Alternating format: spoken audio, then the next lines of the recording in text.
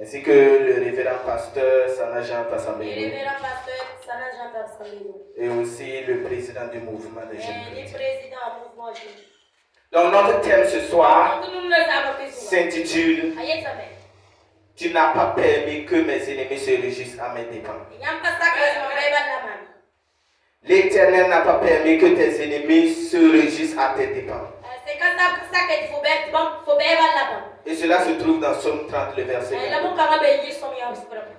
Moi j'aime les versets de Psaume parce que là-bas, il y a un homme qui chaque fois, quand il prie à l'Éternel, quand il a des soucis, il s'approche de l'Éternel. Et quand aussi l'Éternel l'exauce, il relance vers l'Éternel des cris de joie. C'est à cause de cet homme nommé David que moi j'aime les psaumes. Parce que chaque fois il crie vers l'Éternel avec des chants de louange. Alléluia. Donc nous allons commencer avec Éphésiens 5, le verset 20. Je vais demander à celui qui trouve de lire. Et nous allons nous lever pour honorer la parole de l'Éternel. Éphésiens 5, le verset 20. Éphésiens 5, le verset 20. Oui. Rendez continuellement grâce pour toutes choses Oui. à Dieu le Père au nom de notre Seigneur Jésus-Christ. Oui, continue. Vous soumettant les uns aux autres dans la crainte de Christ. Verset 21. Oui. Tu continues au verset 22. Continue. Femmes, soyez soumises à vos maris. C'est bon, laissez-la. Gloire à Dieu. Dans le Psaume 5, le verset 20 nous dit. Éphésiens 5, le verset 20 nous dit que nous devons lancer vers l'Éternel des cris de louange. Chaque fois que l'Éternel te fait du bien, tu dois lui être reconnaissant. Et comment lui montrer ta reconnaissance? Tu dois lui montrer ta reconnaissance en lançant vers lui des cris de joie. En reconnaissant ce que l'Éternel a fait dans ta vie. En disant à l'Éternel, voici ce que tu as fait dans ma vie. Et pour cela, je te loue. Alléluia. Parce que quand on dit action de grâce, c'est la manifestation de la reconnaissance. C'est apprécier ce que l'on a fait pour toi. Donc l'Éternel agit beaucoup dans nos vies. Là, par exemple, si nous allons prendre en concernant le mouvement, selon même le thème qui a été donné, moi je dirais que c'est un bon thème. Parce que le mouvement a traversé beaucoup de trucs. Comme le président le disait, c'est grâce à l'Éternel que cette journée a été. Beaucoup des ennemis de ce mouvement voulaient voir le mouvement se renverser. Si ce n'est pas grâce à Dieu, dis à ton voisin, si ce n'est pas grâce à Dieu, aujourd'hui là, le mouvement n'allait plus exister. Plusieurs fois l'ennemi a tenté de détruire le mouvement. Mais l'Éternel n'a pas permis cela. Alléluia. Donc quand nous allons voir dans Michée 7, le verset 18, nous comprendrons mieux pourquoi il faut rendre à l'Éternel des actions de grâce. Donc nous allons lire dans Michée.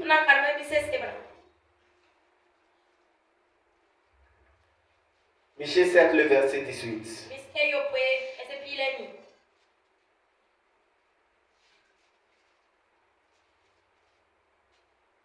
Si vous avez trouvé, on peut lire. Là-bas, on parle de comment montrer à l'Éternel sa reconnaissance. Comment chanter à Dieu ses louanges. Donc, si vous avez trouvé, on va lire. On dit, quel Dieu est semblable à toi, qui pardonne l'iniquité, qui oublie les péchés du reste de ton héritage. Il ne garde pas sa colère à toujours, car il prend plaisir à la miséricorde. Ici, Michée dit que l'Éternel n'a pas son semblable. Il lance à l'Éternel des cris d'action de grâce parce que l'Éternel le pardonne. Malgré ses iniquités, l'Éternel le fait toujours héritier de son trône. Malgré qu'il est dans l'erreur, L'Éternel ne se met pas rapidement en colère contre toi. Si tu vas regarder dans ta vie, plusieurs fois tu as fait ce qui ne plaît pas à l'Éternel. Ce que l'Éternel dit de ne pas faire. Chez nous les chrétiens, on a une manière de parler parfois qui me décourage. On pêche. Mais on dit, je suis justifié par Christ. Si tu pêches et que Dieu ne te punit pas, sache que c'est à cause de sa miséricorde. C'est parce qu'il est un Dieu miséricordieux qu'il ne te punit pas. Et pour cela, tu dois lui être reconnaissant. Car beaucoup même n'ont pas péché comme toi, mais ils ne sont plus ici. Eux, au moins, s'ils avaient pu connaître ce que toi tu connais, ils allaient remercier l'Éternel. Et nous avons aussi le roi Ézéchias, qui lui n'a pas été reconnaissant à l'Éternel. Et pour cela, si nous allons voir, l'Éternel était obligé de le punir pour le ramener à la raison. Donc quand l'Éternel agit pour toi, et que tu ne reviens pas vers l'Éternel pour lancer des actions de grâce, sache que l'Éternel peut te punir pour cela. Mais c'est une chose que nous les chrétiens on oublie. Ce que nous aimons, c'est les fêtes à la belle étoile. L'Éternel nous bénit. Nous devenons des Nabucodonosor. Regardez, c'est ce que j'ai fait avec mes propres forces. Le travail, c'est avec mes propres forces j'ai eu ça. Ah, cet enfant-là, c'est mon enfant, c'est grâce à moi qu'il est venu au monde. Mes entreprises prospèrent, c'est grâce à moi. Si je n'avais pas travaillé dur, je n'allais pas avoir cela. Mon frère, ma soeur, laisse-moi te dire. Si tu t'amuses, tu serais une bête qui va aller œuvrer dans la brousse. Tu seras comme un animal qui va aller œuvrer dans la brousse. Lance à l'Éternel ses cris de joie, de louange. Est une manière de lui dire, Éternel, je reconnais ta grandeur. Je reconnais que si ce n'est pas grâce à toi, je ne serai pas à ce niveau. Donc nous allons toujours continuer. Nous allons aller Psaume 147 à partir du verset 1. Psaume 147 à partir du verset 1. Excusez-moi si je suis trop rapide, c'est pour pouvoir arrêter dans le temps. 147, le verset 1 à 6. Si vous avez trouvé, on peut lire. On dit là-bas, louez l'Éternel, car il est beau de célébrer notre Dieu. Il est bien dit, louez l'Éternel, car il est bon. Car il est bon de célébrer notre Dieu. Donc ce qui est bon, ce n'est pas de manger pour se rassasier le ventre. Ce qui est bon, ce n'est pas faire la fête pour que les gens vont venir manger. Mais c'est de reconnaître ce que l'Éternel a fait pour toi. Car il est doux, il est bienséant de louange. L'Éternel rebâtit Jérusalem. Il rassemble les exilés d'Israël. Il guérit ceux qui ont le cœur brisé. Il pense leurs blessures. Alléluia. Donc moi je ne vais pas tout lire. Moi je vais seulement prendre les points essentiels. Premièrement, tu dois rendre grâce à Dieu parce qu'il est beau de célébrer notre Dieu. Il est aussi doux. Il est bienséant que tu le loues. On dit que l'Éternel bâtit Jérusalem. Quand tu vas regarder dans ta vie, il y a beaucoup de passages dans ta vie qui n'étaient pas en ordre. Il y a eu des parties de ta vie qui ont été détruites par les familles. Mais l'Éternel a rebâti cela. Donc c'est Jérusalem que l'Éternel a rebâti. Il y a eu des discordes parfois. On a failli même te renvoyer. Tu as eu des problèmes en famille. Mais après cela, l'Éternel a permis encore qu'il y ait un rassemblement pour que vous soyez tous réunis. Donc il vous a réunis. C'est aussi une manière de lui rendre gloire. Plusieurs fois, les gens t'ont brisé le cœur. Les gens t'ont brisé le cœur. Tu as tout essayé pour faire plaisir aux gens.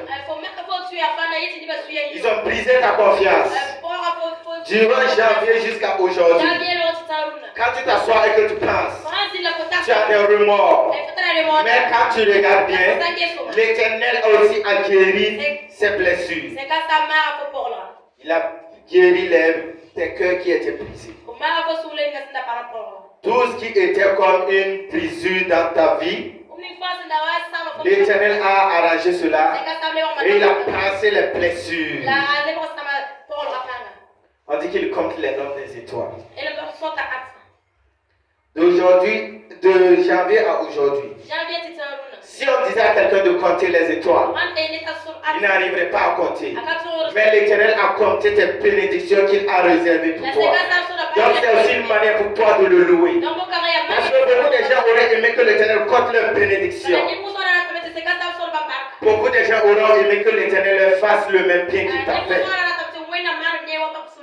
Mais tu es le seul à qui l'Éternel a fait ça. Le fait même que tu sois déjà ici ce soir, laisse-moi te dire que c'est parce que l'Éternel a compté tes étoiles. Et les étoiles ici peuvent symboliser ça symbolise ta gloire. L'Éternel a compté tes gloires à chaque instant, à chaque heure. Au moment où les gens pensaient qu'ils pouvaient t'humilier, l'Éternel t'a relevé. Et pour cela, tu dois lui dire merci. Alléluia. Quand nous allons aussi aller 1 Samuel 7, le verset 12, on va pas lire. 1 Samuel 7, le verset 12.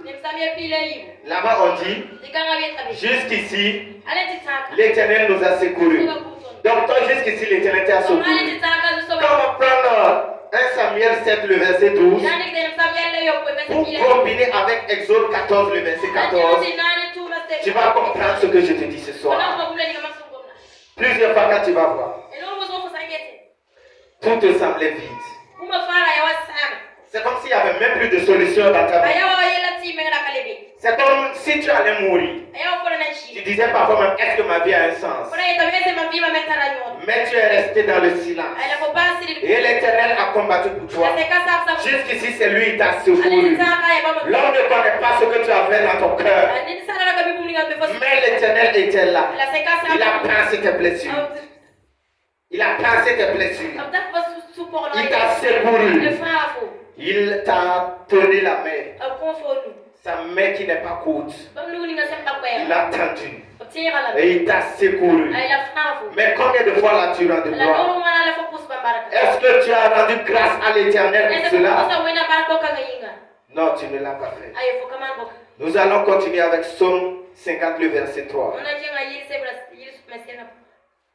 Psaume 50, le verset 3. Là-bas, on va te montrer comment l'Éternel est venu pour te sauver. Comment l'Éternel a agi dans ta vie. Psaume 50, le verset 3. Il est écrit: Il vient, notre Dieu, il ne reste pas en silence. Devant lui est un feu dévorant. Autour de lui, une violente tempête. Alléluia. C'est bon. Donc, quand nous voyons, on dit là-bas que l'Éternel vient. Il vient comment? Il vient comme un feu dévorant. Plusieurs fois dans ta vie, tout était silence. Et quand tu t'es retourné pour voir, tu as vu que ce qui était comme un blocage a été dégagé. Mais qu'est-ce qui a dégagé cela? Sache que c'est l'Éternel qui est venu comme un feu dévorant. Il est venu et il a agi dans ta vie.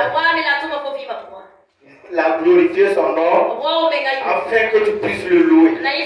Pas pour que tu t'assoies pour dire que oui, j'avais telle situation, mais j'ai eu. Alléluia. Amen. Donc nous allons aussi lire dans Psaume 8, le verset 2. Psaume 8, le verset 2. Donc si nous commençons au verset 2, on dit: Éternel notre Dieu, notre Seigneur, que ton nom est magnifique sur toute la terre. Ta majesté s'élève au-dessus des cieux.